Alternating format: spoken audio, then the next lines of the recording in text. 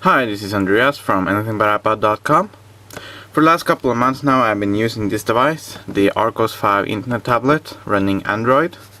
It's a very comprehensive device. It has a lot of things going for it, a lot of features.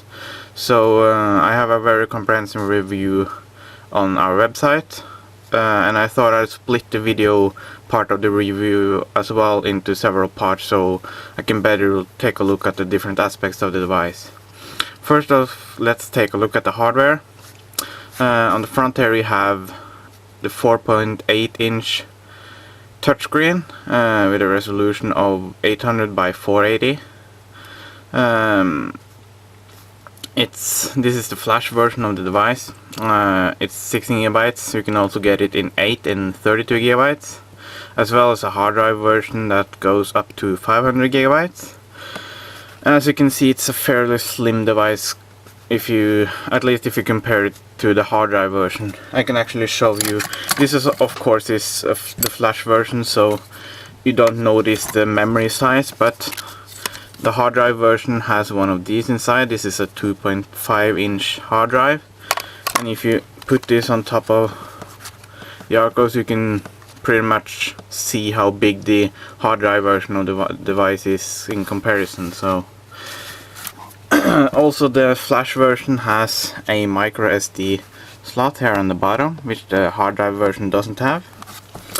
Other than that, the two versions are pretty similar.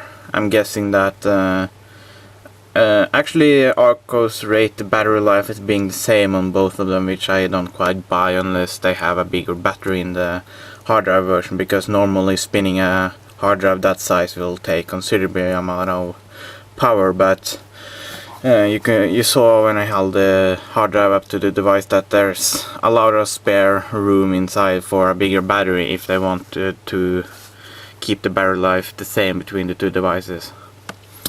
At the bottom here we have two docking ports. I'm not quite sure why they have two of them.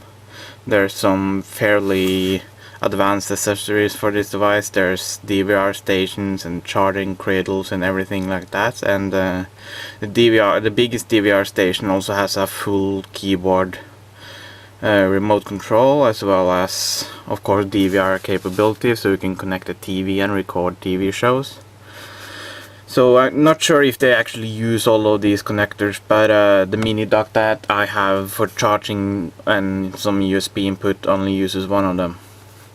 And also there's these two metal exposed metal points here that I'm guessing is for charging on some dock that it isn't used on my mini dock. So on the side here you have the 3.5 millimeters or 1/8-inch headphone jack, as well as micro USB socket. This uses a micro USB cable, which is apparently going to be the new standard for cell phones and MP3 players alike. It hasn't really rolled out that much so far, mostly on cell phones and the like, so I actually had to buy a separate. I like to keep spare cables for devices that I use a lot, so I had to buy a spare one because I didn't have any micro USB cables around, and for that reason it seems proprietary, but it really isn't, because this is actually a standard USB cable. So on the top here you have the on-off button and volume controls, as well as a LED status indicator. And on the back you have let's see where it is, there we go, the reset hole. You're going to use this a lot with this device. I'll go into that in further detail on later videos, but let's just say that if the buttons were to be sized as to how much you actually use them, this should be a big red button on the back. Last, you also have a kickstand that you can flip out like that. I actually I usually keep a small metal pin inside here to use for the reset hole, because seriously, you're going to reset this thing a lot. And if you use the kickstand, you have it going like this. It's pretty nice for watching videos on the go. I use this kickstand a lot, and it's one thing that annoys me about some video players that doesn't have something like this. I know Sony is starting to include video stands, though removable ones, not flip out ones, on many of their devices, and as much as I prefer a solid piece of kit, I can't really fault the inclusion of a kickstand like that. So to go into the specifications a bit further, you have I think 256 megabytes of RAM. There might be 128. I think it's 256, and 800 megahertz ARM CPU, ARM Cortex, I think. So in theory, this thing should have a lot of power. It's not as fast as the Tegra or any of the 1 giga, or I'm actually not sure if the Tegra is 1 gigahertz, but I know there's a lot of 1 gigahertz processors around these days. But frankly, on a device like this, you don't need a faster CPU than 800 megahertz, because what's really going to take a lot of power is the video playback, because this thing supports 720p video, and you're not going to run that straight off the CPU anyways. But of course, since this is Android, you can use a lot of apps on it, and some of them might be CPU intensive, but compared to the cell phones which Android is developed for, you won't really have a use for this quicker processor. Well, at least not in theory. Whether you actually notice the 800 megahertz is a completely different story that I'll get into more later, because it's not exactly the fastest device around. But oh, one last thing I forgot to mention. You have the speakers up here.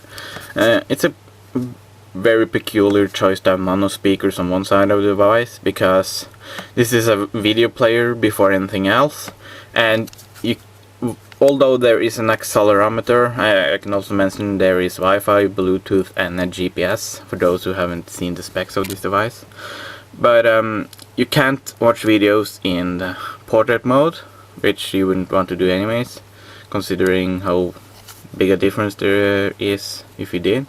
You'd only be able to get a 480 horizontal screen. But the speakers are more or less only good if you use it in portrait, because otherwise you'll get a weird mono feeling.